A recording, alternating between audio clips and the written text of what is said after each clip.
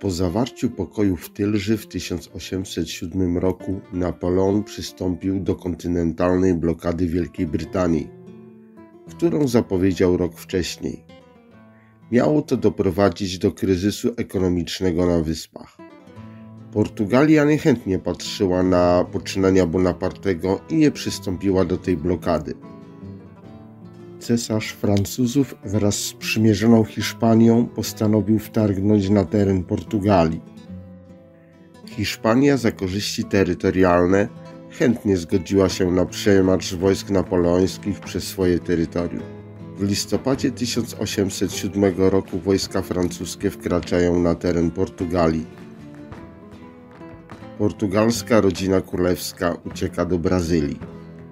Hiszpania także staje się łakomym kąskiem dla Napoleona, który wykorzystując problemy dynastyczne w tym kraju postanawia przejąć władzę.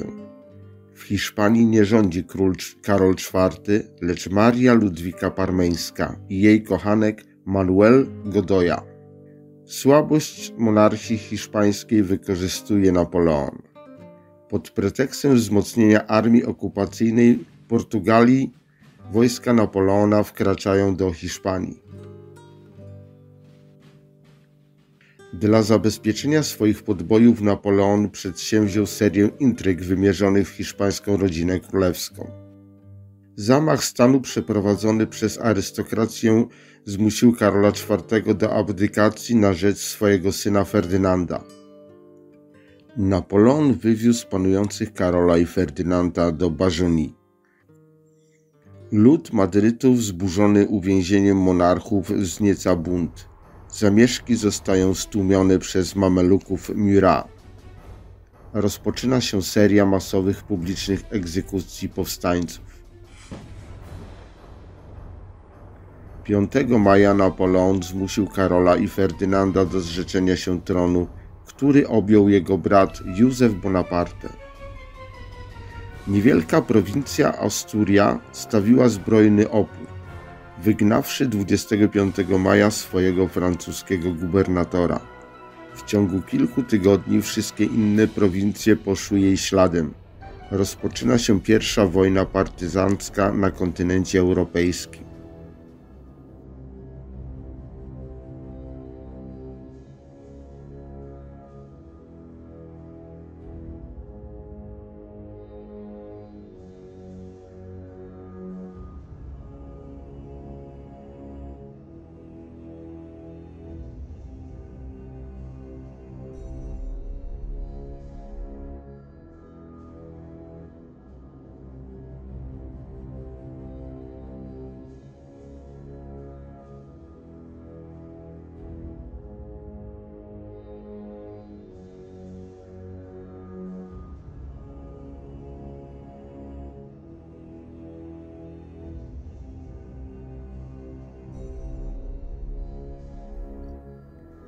W Kadyksie stała zablokowana przez Brytyjczyków flota francuska. Generał Pierre Dupont otrzymał rozkaz opanowania Andaluzji i dotarcia do Kadyksu.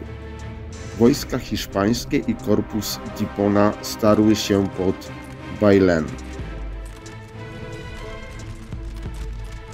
Po kilku dniach walk Hiszpania zmusza Duponta do kapitulacji. Klęska pod Bailén podnosi na duchu naród hiszpański. Józef Bonaparte i francuscy dowódcy w Madrycie nakazali w panice generalny odwrót za rzekę Ebro. Teraz Brytyjczycy postanawiają wkroczyć do rozgrywki. W sierpniu 1808 roku siły brytyjskie wylądowały w Portugalii, dowodzone przez generała porucznika Artura Wellesleya. Brytyjczycy i Francuzi starli się 17 sierpnia pod Policé.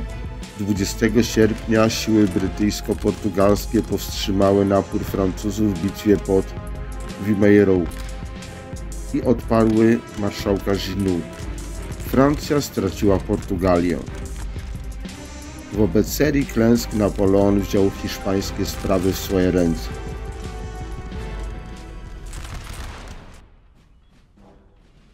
Grande Armii wkracza na tereny Hiszpanii.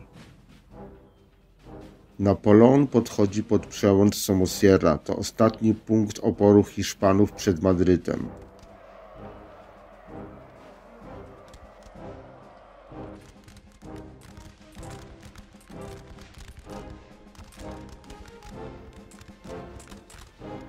Na drodze przez przełęcz stoją 4 baterie armat, oddalone od siebie o kilkaset metrów. Pierwsza bateria 2 działa, druga bateria 2 działa, trzecia bateria 2 działa, czwarta bateria 4 do 10 dział.